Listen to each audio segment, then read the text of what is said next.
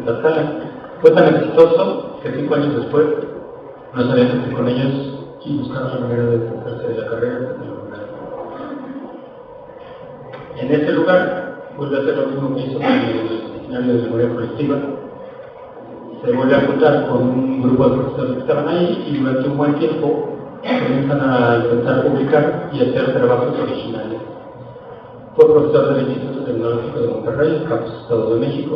Se tenía que poner saco y vestirse bien, porque si no, no lo dejaban dar clase. Fue profesor invitado de la maestría en Psicología Social de la Universidad Autónoma de Querétaro. Es otra de las maestrías en Psicología Social que tuvo mucho trabajo para fundarse y al parecer de 5 años para acá está en extinción.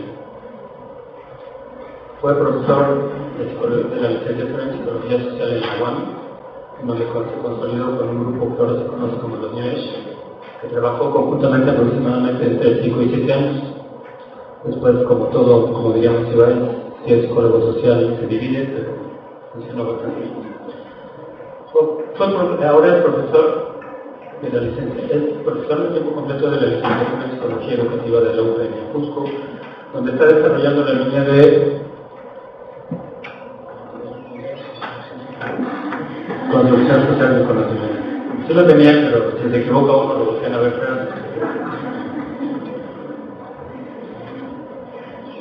tiene artículos publicados en la Señal Digital, Revista de Pensamiento de Investigación Social, en la Universidad Autónoma de Barcelona, publica sistemáticamente en Polis, aunque el Polis no lo sabe, y publica también en el Alma Pública, revista destinada de Psicología Social. Un último dato que les voy a decir, porque si no se sería muy largo, es que es el coordinador o editor de libros de Psicología Social más importante de los últimos 50 años. Antes no existía Psicología Social, así que casi la mayoría de los libros que se han publicado él ha funcionado como editor. Desde que se doctoró, su línea de trabajo es Memoria Colectiva y Olvido. Este es su último libro, se llama Sobre la Memoria Colectiva, lo publica la UPN y cuesta $102.50. Porque quieren cobrar, no lo van a volver a encontrar. Y últimamente comienza a ser bastante original, no es que no lo haya sido antes, comienza a ser original y comienza a ser citada, porque fue que se le ocurrió que si existía memoria colectiva, pues tiene que haber olvido. Y a partir de eso ha venido trabajando su tesis al respecto. Ahora en la conferencia que dio hace poco comenzó a hablar de otras cosas que no vienen en su libro, así que esperamos que en unos 5 años el término de olvido social haya sido terminado por el doctor y comience a hablar de lo que está haciendo en psicología educativa. Sin más preámbulos, le presento a Jorge Mendoza, al cual ustedes conocen porque dio clases aquí.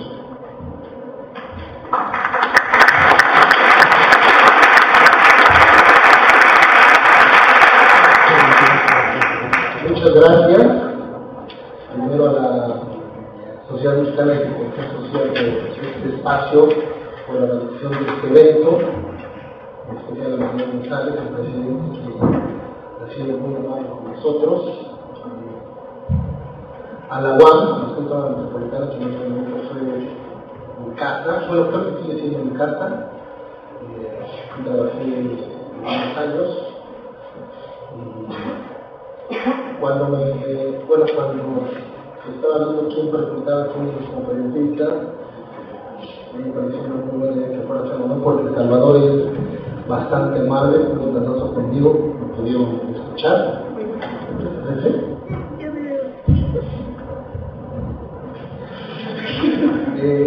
Muy bondadoso. Creo que está diciendo mucho más de lo que soy. Bueno, se lo agradezco a Salvador, un entrañable amigo, y a ustedes por estar aquí el viernes, porque es algo pesado, bueno, voy a intentar dar algunas nociones, como decía en la inauguración del rector, algunas estampitas de la memoria. Lo que intenté fue sacar algunas cosas del libro y intentar o traer a colación otras a partir de la noción de la psicología anticuaria de Michael Billy. no lo voy a leer. Ayer algunas personas del Congreso me dijeron que mejor lo fuera platicando. Voy a leer algunas cosas, voy a ir narrando otras, voy a ir intercalando, de tal suerte que no sea tan claro, porque ya últimamente no sé qué. La siguiente.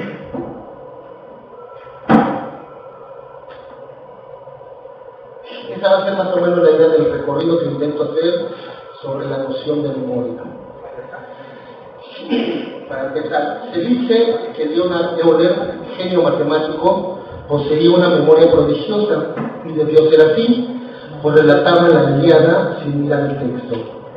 No era diferente a de suponerse que lo que desde la Grecia clásica hacía Séneca, el sabio, que repetía 1000 nombres de memoria, que era algo menor, muy menor a lo que se señala hacía Marco Porcio Latro, quien llegaba a la casa de subastas desde la mañana hasta el cierre y recordaba con exactitud, con los detalles, todas las transacciones hechas durante el día.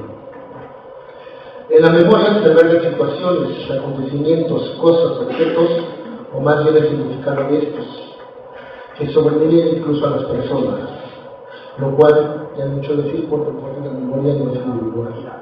Es el caso de los libros. La lógica individualista lleva a pensar en la escritura como una prótesis de lo que está dentro de la cabeza, pero eso no es así. La escritura es constitutiva del recuerdo, pues en el lenguaje se ha hablado o escrito, se escribe esto.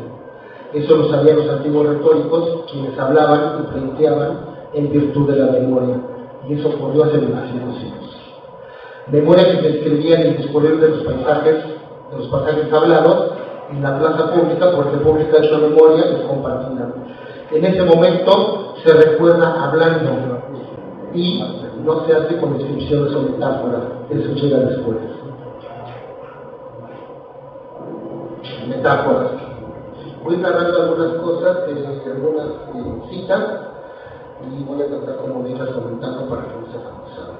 En algún momento se empezó a hablar de acontecimientos que se graban en una superficie, que se registran y pueden así mismo borrarse. Se dice que esas formas no son sino metáforas.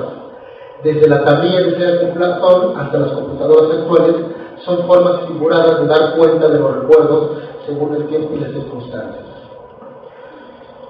Y así puede ser como el hecho de que sean las linternas mágicas del siglo XVIII las que permitan hablar tiempo después de un sustrato neuronal como la memoria visual, metáfora y holograma.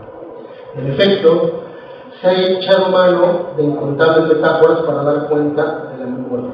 Hay que recordar que una metáfora es el desplazamiento del significado, el cómo sí decir de una cosa con respecto a otra.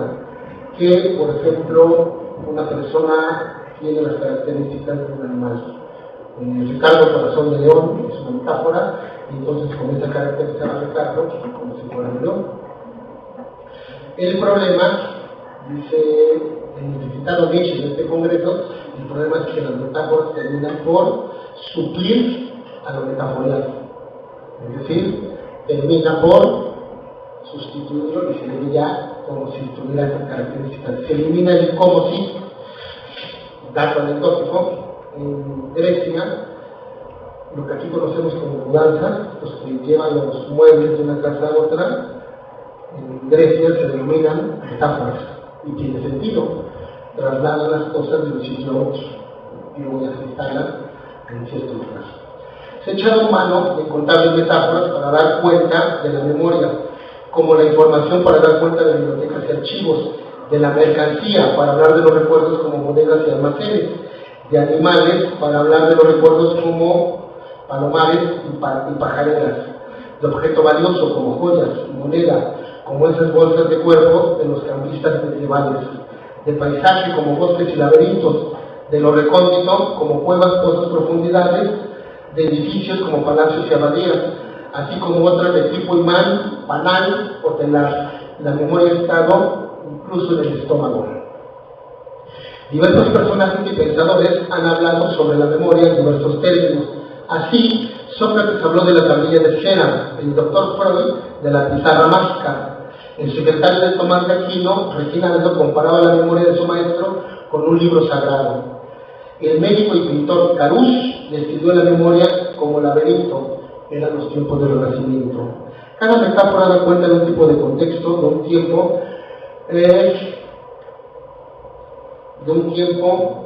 de un gremio. Una metáfora habla de su momento cultural. Para ejemplificar, en los años 70 del siglo XX, Carl Privan, neuropsicólogo de él, para hablar de memoria visual, hizo uso del holograma, como ya les señalaba. Técnica avanzada para almacenar y reproducir luz que la investigación de la física se usaba en la manipulación de estímulos ópticos. Y esa metáfora predominó en ciertos discursos científicos.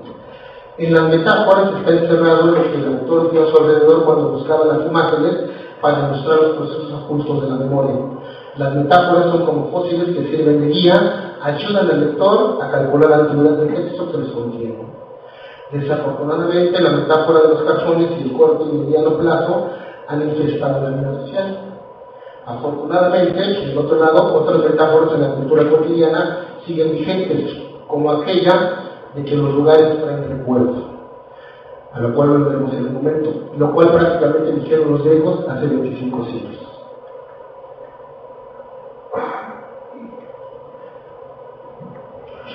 Ahora les comento, hace 25 siglos, Simónides de Zeus inaugura lo que se denomina arte de la memoria, que duró durante más o menos 20 siglos. El arte de la memoria. Cicerón narra que Simónides fue invitado a un banquete y tenía que recitar un poema. El dueño de la casa no le pareció que Simónides recitara el poema, mitad dirigido hacia él y mitad dirigido a dos dioses hechizos. Se enoja y le regatea el pago. Simónides es como los abuelos de sus maestros, mío no. De sus maestros, porque él es el primero que comienza a cobrar por lo que enseña. Díganle a sus maestros cuánto cobran, que les enseñen los cheques.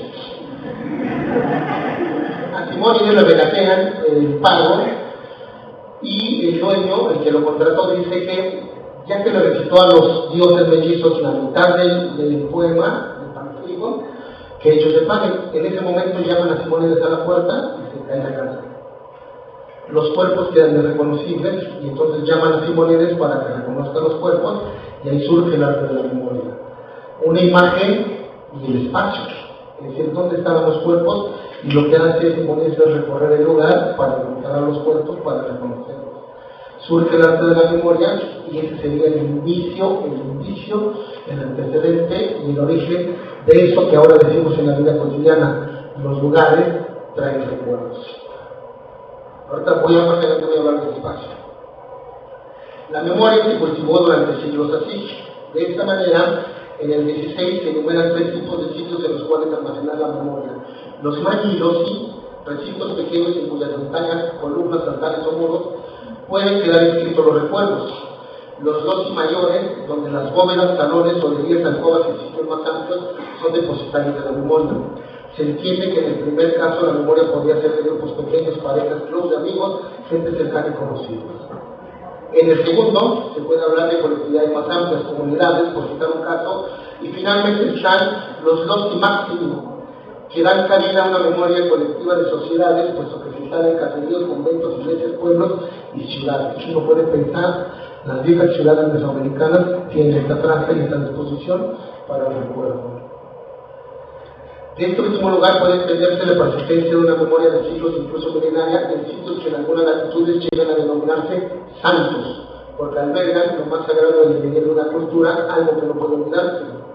Piénsese en Tierra Santa o en Tenochtitlan, actualmente el Zócalo, donde se encuentra el Templo Mayor, una memoria milenaria. La memoria después de ser inaugurada como arte por los griegos logró mantenerse y registró nuevas formas con el advenimiento de la escritura y los avances tecnológicos. El siglo XIX siguió valorando la memoria y esta aún se encontraba en la esfera social, en los relatos orales, por ejemplo, comunicando formas de resistencias como ocurrió en las turbaciones decimonónicas en el continente americano. Pero a fines del XIX se comienza a individualizar, el espíritu positivista quiere medirla, cuantificarla y encerrarla en cajones, lo cual hizo Ebbinghaus, y así pasó a los manuales de psicología.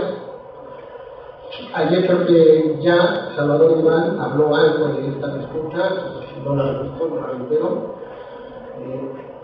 Pasa a los manuales de psicología y se enseñan como procesos psicológicos básicos 1 y 2. Trimestre 1 y 2. Ya sabrán a qué universidad me refiero y a qué plan de estudio. Bueno, a mí me tocó dar procesos básicos 1 y 2 y no daba procesos básicos, daba procesos psicológicos superiores. Vygotsky y la escuela rusa. Entonces les pasa por no llegar antes a esta universidad. Al mismo tiempo que esto ocurría de individualización de la memoria, otra forma de abordarla se iba argumentando. Maurice Halbach en 1925, Charles Blondel en 1928, Lev Vygotsky en 1930 y Frederick Bandler en 1932 escribieron sobre la memoria en el terreno social, en el terreno cultural, la memoria la verbal, semiótica y de esquemas. Puede hablarse, cito a Halbach, de memoria colectiva cuando evocamos un acontecimiento que ocupa un lugar en la vida de nuestro grupo y que hemos traído a la memoria, que lo hacemos presente en el momento en el que lo recordamos desde el punto de vista de ese grupo. Esta cita, se debe reconocerlo públicamente, se la robé a un texto de Miguel Ángel Aguilar, que fue el primero que tradujo en este país, notas de Halbach, cosa que yo le agradecí en su momento porque por ahí comencé a introducirme el terreno de la memoria. Y aquí está mi ejemplo. Los rusos le denominan a esto recuerdo social, y esta es una respuesta a Juan, que presentó mi libro en la Feria Internacional del Libro de Zócalo, que decía que yo no definía qué era el recuerdo y qué era la memoria, que si no lo hago en el libro podría ser aquí. Los rusos a esto, que dice Halbach, le denominan recuerdo social. Esta actividad íntimamente marcada por un sentido del pasado.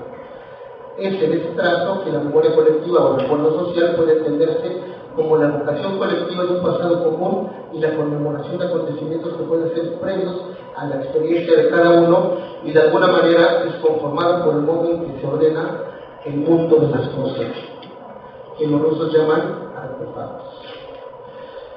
Para que los acontecimientos que una colectividad o sociedad experimentan se comuniquen, es necesario que primero se contengan, que primero se guarden, que se establezcan en algún recipiente para que no se volatilicen, que tengan un punto de apoyo y no se esfumen, y posteriormente se les pueda localizar. Tal recipiente se denomina marcos sociales, marcos sin los cuales es más improbable el acceso a los recuerdos y se imposibilita la reconstrucción de la memoria colectiva. Hay al menos tres marcos sociales desarrollados por Halbach.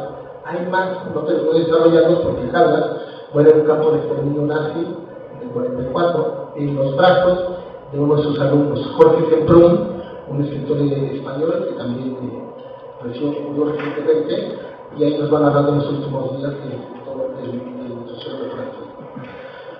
Un primer marco es el tiempo, que uno puede desdoblar en términos de fechas. Las agendas de alguna memoria son memorias de papel. La inscripción del calendario es una memoria temporal de la plaza. El tiempo es el espacio, se había comentado que los lugares son el recuerdo. Todos aquellos, sobre todo los adolescentes o los jóvenes que están aquí, que son mayoría estudiando, si han tenido alguna actividad afectiva en algún lugar tipo parque, con algún galán, alguna galana, parece que los recuerdos se quedan inscritos ahí porque terminan con el galán o con la galana, luego pasan con otro galán o otra galana, y lo primero que está en el lugar es el recuerdo. Por eso se dice que los lugares traen recuerdos. En los años 90, y ahí sí, eso va para nosotros, los profesores, que tenemos un poco más de edad, algunos más que otros, había un anuncio de un desodorante de nombre Patrick, y el anuncio rezaba: tu aroma es de recuerdo. Medio mundo sabe sobre los aromas y la evocación que llega de ciertos elementos del pasado. El tiempo, el espacio y el lenguaje es el marco social mayor. Sin este, prácticamente no se puede hablar de memoria colectiva en términos halbachianos. En otros será imposible, pero el lenguaje es el marco mayor y es artefacto de la memoria. Solo como paréntesis, hay otras formas en que se denominan estos marcos sociales con otros autores. George Heberly les denomina estructura. Dice, un recuerdo puede ser reconocido como tal por un método de exclusión, ya que no tiene la forma de la fantasía, porque de otro modo no podemos explicarlo. Frederick Bartlett, en inglés, en el libro Recordar, le llama esquema o contexto organizador. Brunner le va a llamar, en su libro Acto de Significado, le va a llamar significado para el cuento. Son otras maneras de denominar los marcos sociales, y el lenguaje es el marco mayor.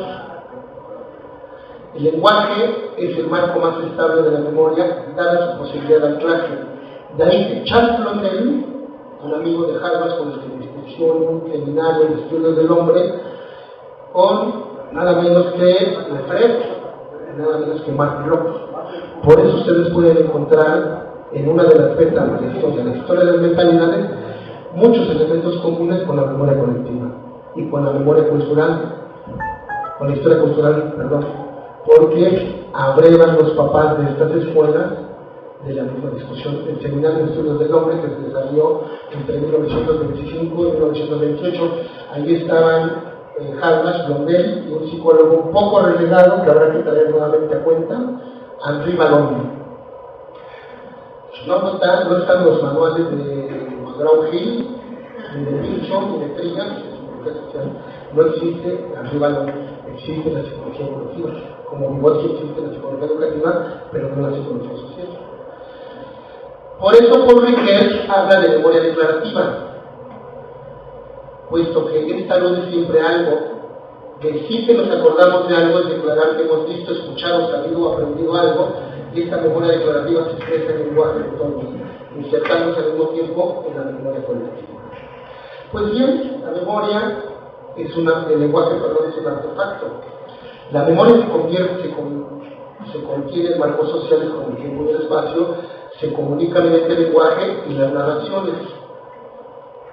Se edifica con materiales como los artefactos, lo mismo un nudo en el pañuelo que placas conmemorativas en sitios estratégicos o monumentos en museos, teniendo en común todos ellos que son objetos producidos por el hombre con la clara intención de recordar. Esto es, los artefactos son una especie de almacenes de acontecimientos significativos que permiten comunicar a posterior lo que aconteció en tiempos previos. En este sentido, los artefactos otorgan un sentido al pasado experimentado por una sociedad. Para decirlo claramente, todos tenemos en casa un museo, un pequeño museo, una caja de zapatos, un cajoncito, algo donde meten objetos que aparentemente son inservibles. El boleto del primer viaje que se ha tenido de manera autónoma en la familia, un boleto de cine, una envoltura que nos regaló alguno de alguna novia, esas cosas, las libretas de la primaria, de la secundaria, del bachillerato, que guardan y que nada más van a revisar una cosa y se quedan horas y horas y horas contemplando. Es decir, dejan de tener la función inicial, que es lo que se denomina en construcciones del conocimiento descontextualización. El boleto ya no sirve para esperar metas, sirve para recordar. Si esta pluma me lo hubiera regalado el Che Guevara o Marcos, no tendría la función, la tendría yo aquí para estar escribiendo, la tendría guardada, la observaría y evocaría un recuerdo cada vez que viene el objeto. ¿Sí? El objeto se convierte en artefacto en virtud del significado porque remite al pasado a una experiencia. Ahí están los artefactos. Y artefactos hay muchos. Voy a dejar más tiempo para las preguntas, nada más voy a hacer un pequeño ejercicio. Voy a enfocarme en una imagen, en una fotografía. ¿Podemos pasar la siguiente? Es que después de ver a todos mis compañeros que estuvieron saliendo imágenes, voy a buscar una fotografía para hacer el ejemplo. Las memorias de familia, sobre todo, están sentadas sobre la base de la fotografía. Es peculiar. Aunque la gente ahora trae ya aparatos más complejos como los celulares, siguen retratando casi lo mismo que los viejos de hace 30, 40 años. los mismos contenidos. Claro que ahora con otro aparato, la familia, las vacaciones, la playa, las mascotas, los niños, sigue siendo más o menos lo que es esto. Esta fotografía me permite a mí jugar con la noción de memoria y de olvido, porque la fotografía es un artefacto que todas las familias tienen, que a veces hacen sesiones de horas y horas, una vez a la semana, una vez al año, todas las familias están enfrente, pasan las fotografías y se la pasan narrando todo lo que aconteció alrededor de la fotografía, reconstruyendo, porque la memoria es un acto de recreación y es un proceso de reconstrucción, no es fiel con lo que ocurrió, sino es un acto de reconstrucción con aquello significativo. Bueno, un fotógrafo, a lo mejor hay alguien que es más experto en fotografía puede ayudarme, no recuerdo el nombre, un fotógrafo decía: las fotografías no mienten, los que mienten son los que hacen fotografías. Y la Unión Soviética, para entrar a la discusión memoria-olvido, en la Unión Soviética y en los países del este, los países con pensamientos totalitarios, piensen en América Latina, Chile, Uruguay, Guatemala, El Salvador, piensen en México, en la dictadura del PRI, piensen en eso y ahí tenemos un pensamiento autoritario. Hacen uso y manipulan las fotografías. Esta, a su lado derecho, es una fotografía donde Lenin, el creador del Estado soviético, está brindando a las masas y está abajo, está el círculo rojo, ahí está León Trotsky y a su lado está, me parece que Plejánov. Cuando Trotsky es en la Unión Soviética declarado enemigo del pueblo, Stalin lo declara enemigo del pueblo, quitan todas las fotografías de los manuales escolares, de las resoluciones científicas, de los lugares públicos, y la suplen por la que está a la izquierda, donde ya no hay Trotsky y ya no hay Plejánov. Y en otras se pone Stalin. Claro, era el heredero natural de Lenin, y así se legitimó. Es decir, los gobiernos totalitarios usan el escalpelo, borran fotografías, hacen lo que ustedes ahora hacen Photoshop, que era la típica, y de esa manera se legitimaban, y de esa manera iban borrando personajes. Plejánov dejó de existir en la Unión Soviética. En el libro que se llama El libro de la risa y el olvido, Milán Kundera narra lo que ocurrió en Checoslovaquia con Klementis, secretario general del Partido Comunista de Bohemia, con el primer ministro. Están en una fotografía, hace frío, Klementis le da su gorro de piel al primer ministro, después Klementis es acusado de traidor a la patria, traidor al pueblo, y lo borran de la fotografía y dice Kundera en este libro: lo único que queda de Klementis es el gorro, lo pudieron quitar, y atrás aparecen las brechas, las luces. Eso ocurrió en el golpe militar de Chile, eso ocurrió en México. ¿Dónde están las fotografías del 68? ¿Dónde están las fotografías del 71? ¿Dónde están las fotografías de los desaparecidos políticos? Actualmente cerraron la galería de los archivos, en el Archivo General de la Nación aquí en Lecumberri, donde estaban todos los archivos de la Guerra Sucia, y ya comenzaron a desaparecer fotografías e informes. Esa es la puesta al olvido. Finalmente, lo que puedo decir, para cerrar y tener un poco de tiempo para preguntas: la sociedad se edifica sobre la base de la discusión de la memoria y el olvido. Nosotros, este presente está manufacturado, está elaborado, está construido, está edificado sobre la base de esta discusión. Dice Milán Kundera, a ver si no recuerdo mal la cita, que la lucha del hombre contra el poder es la lucha de la memoria contra el olvido. Gracias.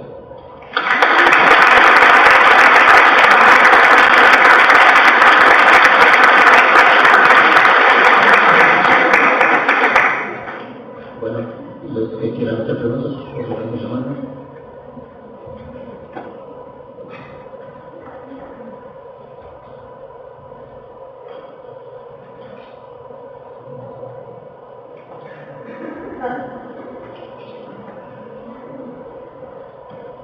Buenas tardes. Bueno, en principio quiero contar que yo no soy estudiante de psicología, yo soy estudiante de economía. Y me surgió una duda.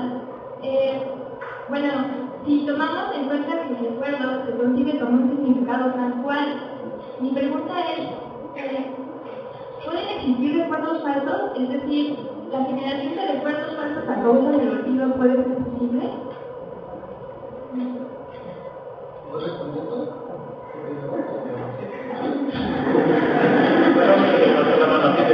Levanta la mano y ya... Hay multitud de personas que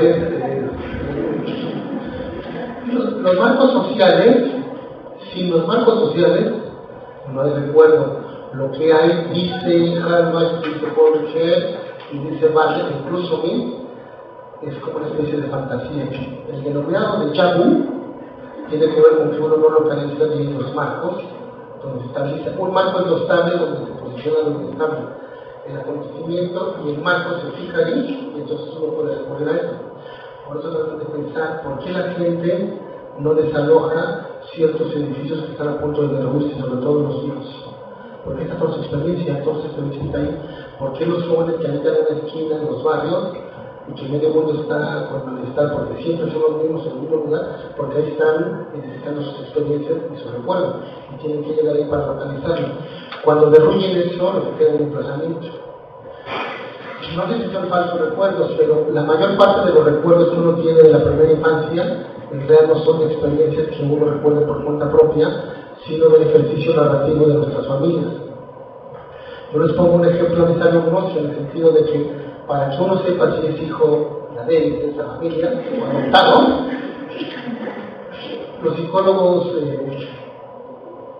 individualistas dicen que es el inconsciente que los papás relatan. No, tiene que ver con las narraciones. Uno ve una fotografía del hermano cuando iba naciendo, a los 2 meses, al año, y los papás narran dónde nació, cuándo nació, cómo nació, qué posición venía, y de repente no hay narraciones sobre uno.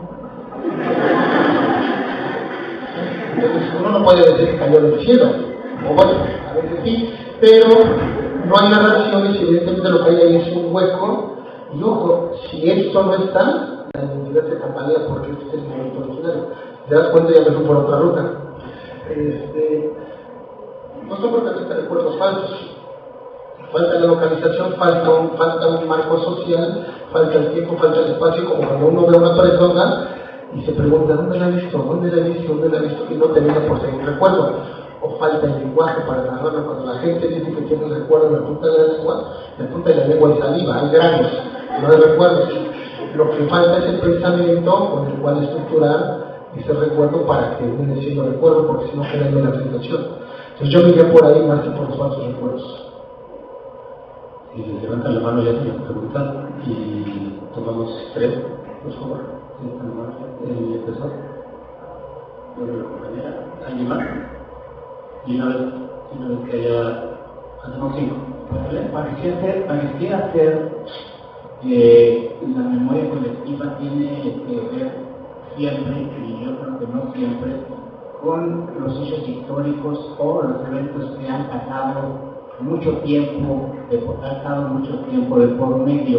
Por ejemplo, estas fotos, por ejemplo, otras fotos en donde en una manifestación en París recientemente en contra de un ataque terrorista, hubo un periódico que borró a todas las mujeres. Eso implica que hay una intencionalidad, incluso ideológica, como esta otra foto. Hay muchas fotos, incluso actuales.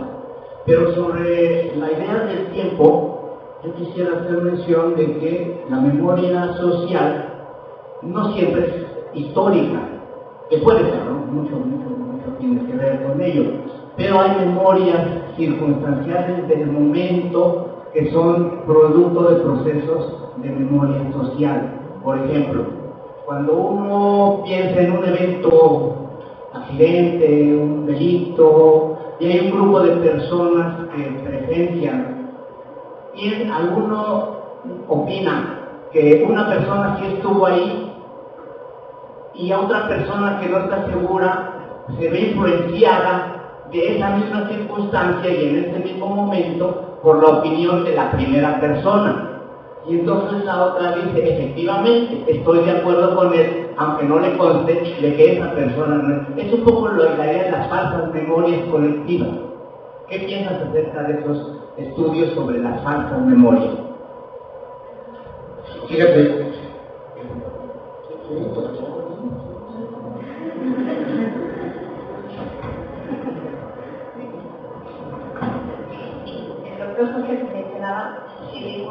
alto de Baxter.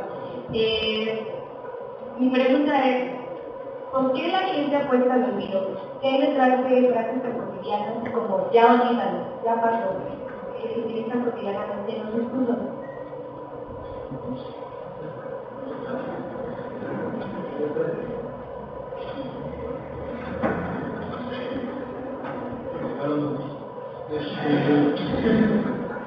Igual ahorita recordando a Kundera, tiene en la lentitud como estas teorías sobre la matemática existencial. En una de estas como partes donde la menciona, hay una oración que dice que nuestra época está obsesionada con el olvido. ¿Será cierto? O sea, vean que nuestra época está obsesionada con esto, con el olvido de actores, de espacios, de acontecimientos, de fechas.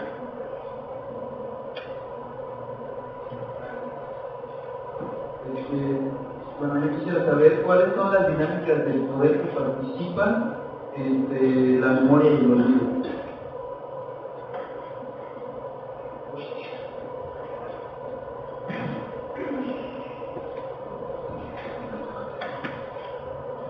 Sí, yo quisiera saber en qué otro lugar, además de los artefactos materiales de la memoria colectiva se puede contener, pensando en que actualmente la mayoría de los artefactos, monumentos, etcétera, de la memoria que se encuentran en las plazas públicas, en realidad son artefactos instaurados desde la institucionalidad y no desde la colectividad, es decir, lo que hay en las plazas públicas ya no es lo que la comunidad o los colectivos, los grupos, los pueblos en realidad quieren evocar de su historia para reconstruir su identidad y por ende tener una perspectiva del futuro. Entonces, ¿en qué otros lugares, ya que nos hace falta recuperar esas plazas públicas para llenarlas de artefactos verdaderamente significativos, cómo le podemos hacer o cómo podemos crear nosotros artefactos donde realmente contengamos esa necesidad por tener un espacio que nos evoque una memoria significativa para los pueblos? ¿Qué más? Domingo, es que dice parte de la respuesta de lo que estaba señalando. La memoria efectivamente se posiciona en el presente, es una reconstrucción que siempre se hace desde el presente hacia el pasado. Por eso hay autores que señalan que el pasado en realidad no pasa, porque constantemente estamos revisitando. Y justamente el ejemplo del grupo, de cuando uno dice que hizo determinada cosa y el resto dice que no, pues evidentemente queda la sensación de que uno no hizo lo que dice que hizo porque los demás están narrando otra cosa. Lo peculiar es que la próxima vez que se vuelvan a ver, van a narrar lo mismo desde otro punto de vista. Por eso es un acto, es un proceso de reconstrucción. Porque si fuera la fidelidad tipo fotografía, que ya no existe, entonces estaríamos hablando de otra cosa.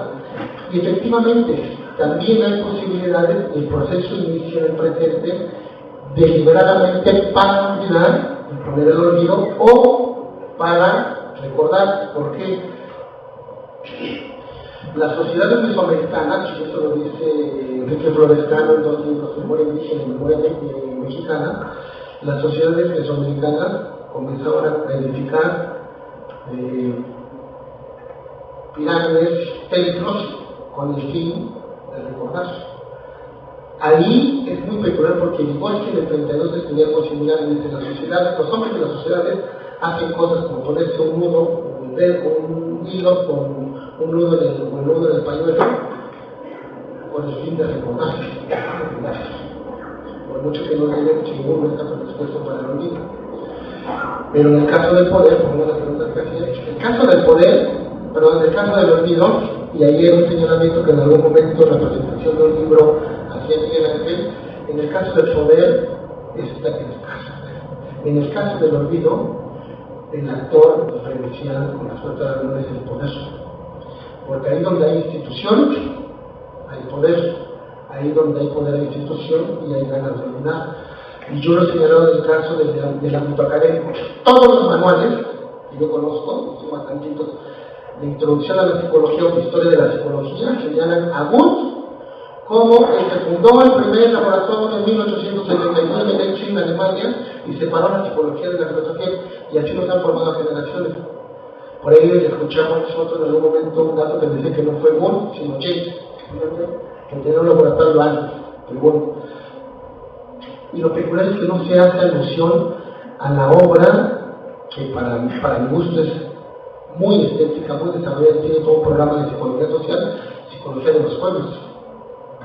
¿Cuál separación de la filosofía? Si yo no he encontrado en esos escritos tal separación, pero la historia oficial oculta esta parte de Wundt. Hay olvido académico, por supuesto. Vygotsky en Occidente no era conocido hasta los años 70. ¿Qué revisamos? Si ustedes checan los manuales de psicología social, los de McGraw Hill, todos que se producen en los años 90, no van a encontrar a Bartlett, ni a Blondel, ni a Vygotsky en esos manuales. Es decir, hay un relegamiento, porque hay una historia que se impone. Ahí donde hay historia, hay poder y hay olvido. La memoria cotidiana tiene que ver más con estas negociaciones, con estos grupos, y luego me parece que cuando llega el poder se está transmutando cuando una versión quiere imponerse. Piensen, por ejemplo, la gente del 68. Hay una memoria de la gente que estuvo a pie, marchando. Hay una memoria del denominado Comité del 68. Hay otra memoria de los no queridos por el Comité del 68, como la de Luis González de Alba, que puede ser ya muy reaccionario, pero nada acontecimiento sobre el 68 que a nosotros les incomoda. Como dice, cuando les dice a la Ibero, íbamos antes de las manifestaciones de julio y nos sacaban a pedradas. Un mes después estaban en las calles, si tuviera conciencia la Ibero no nos ve, y decía los shows iban también por la fiesta. Y entonces, entre más pasiones tengamos, me parece que más amplia es la memoria, entre menos narraciones, me parece que se estrecha más el círculo hacia el olvido. Luego por ahí ya toqué lo del poder y lo del olvido. Hay una especie de saturación en el presente, algunos le llaman posmodernidad, saturación de conocimientos. Hace poco circuló un meme, me parece que era francés, en las redes sociales, sobre el niño que encontraron, que se ahogó, el niño de todo el exilio turco, que muere boca abajo. Ya nadie se acuerda de eso. Rezaba algo así el eslogan que la memoria colectiva era en un corto plazo.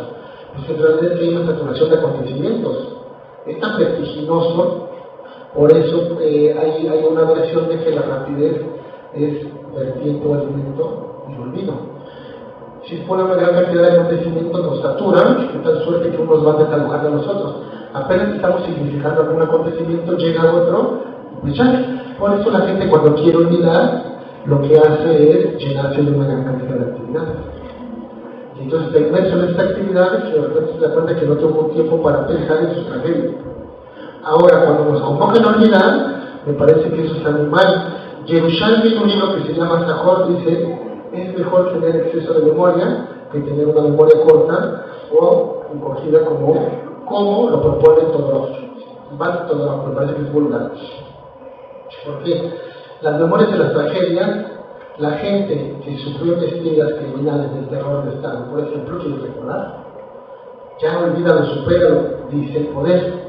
Pero me parece que la gente de pie lo que quiere es que se reconstruya, porque un trozo de su pasado quitado es quitarle un trozo de identidad, y a nadie le gusta no tener ese trozo de identidad.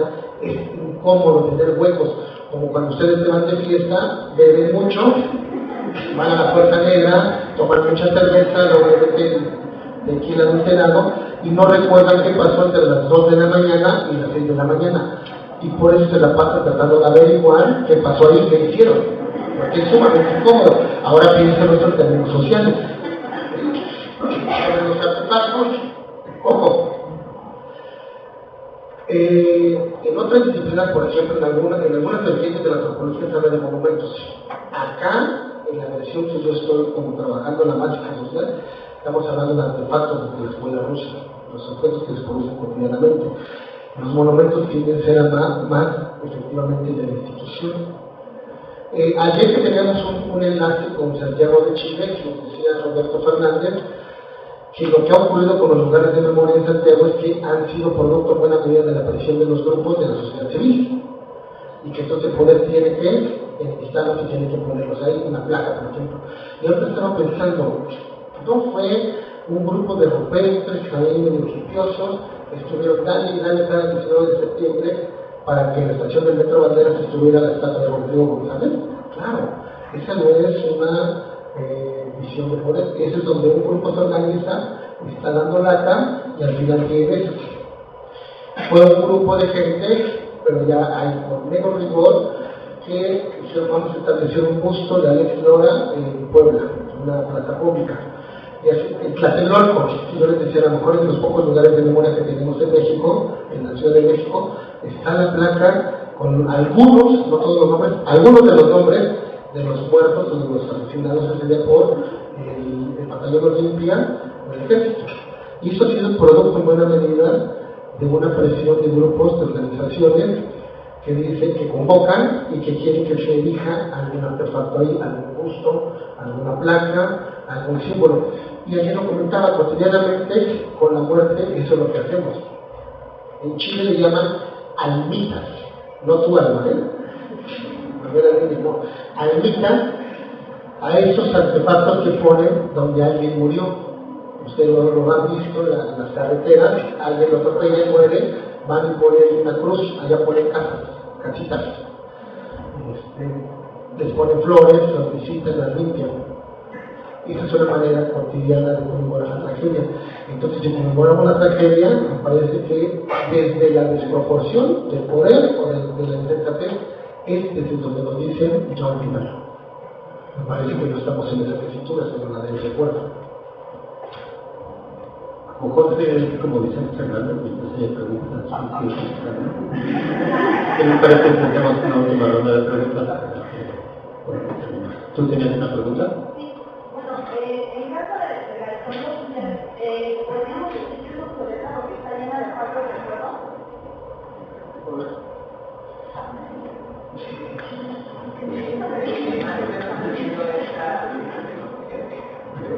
Más o menos siguiendo esta línea, ¿cuál es la prudencia o algo podría llamarse prudencia para decir hasta qué punto sería certero, sería bien recordar algo, sobre todo en estos tiempos en los que existe una saturación muy llena de información y de acontecimientos sociales?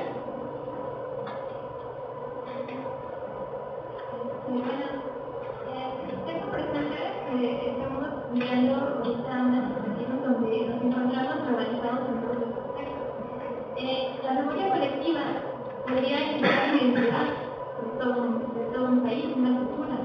Mi pregunta es, ¿cómo afecta la vida presente, la vida práctica que tenemos a la identidad del ser? O sea, ¿cómo nos identificamos ahora si el olvido de lo que somos es algo que es muy frecuente ahora?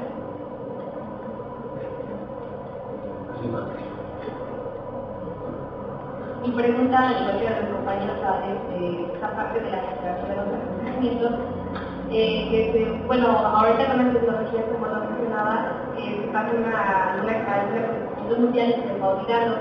Y eso me pone a pensar si el olvido social va cambiando dependiendo del momento histórico de la sociedad, y si ponemos como premisa esto, ¿cuál será el futuro de la memoria colectiva y con todos estos avances tecnológicos? Con esta pregunta damos fin. Yo no entiendo la letra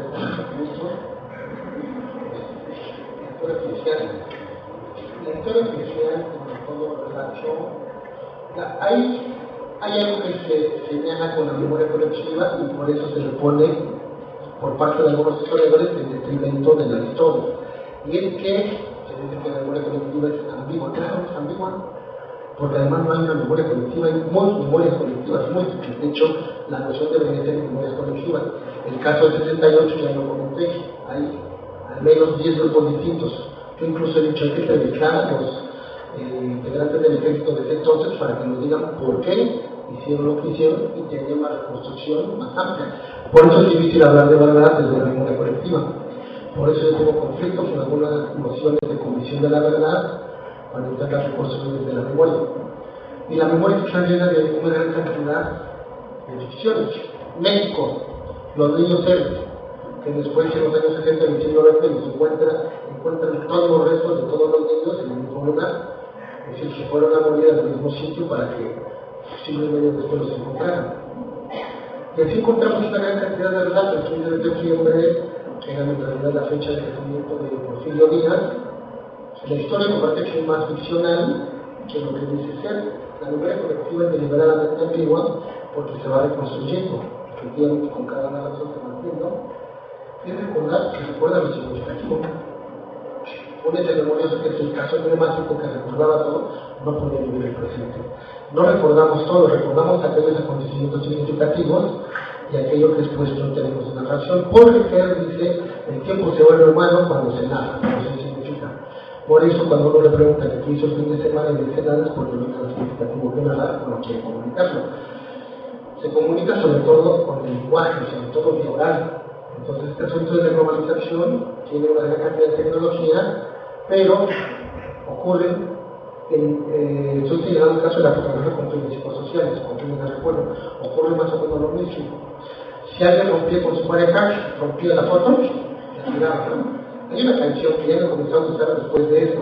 Yo romperé tu foto, yo quemaré tus cartas. Ahora con el teléfono, borran la fotografía, pero ocurre lo mismo. Se arrepienten y van a buscar el cesto de basura para ver si pueden pegar la fotografía. Luego ya te están preguntando a la gente, oye, ¿cómo puedo rescatar las fotografías de mi esposa? Es más o menos la misma trama. La memoria colectiva va a estar ahí, aunque creo que se va a olvidar. Y ahí es donde yo siento de algunos autores porque dicen que es como una especie de bastón, como una especie de auxilio en la tecnología. No, la escritura es constitutiva de la memoria y la memoria de la memoria. El libro que se quema es un conocimiento, es un pasado muerto. Los códices de los aztecas que fueron quemados, que después se llevaron para proveer tabaco en España, era una memoria quemada. Ya no estaban los aztecas, ya no estaban sin comunicar y se borró toda la cultura del pueblo. Eso puede ocurrir, ¿no? Cuando uno le roban su computadora, cuando uno le roban su archivo, pues también se va. Entonces me parece que por ahí sigue habiendo más o menos la misma práctica. Pero insisto, en la vida cotidiana la gente sigue hablando, sigue narrando y sigue poniendo en tela de discusión todas las reacciones, se contraponen. Y sobre lo bello, lo técnico de la memoria colectiva de la vida cotidiana es que no se trata de poner un punto de vista como se ocurre con la historia. ¿Y ya? Bueno, le agradecemos al doctor por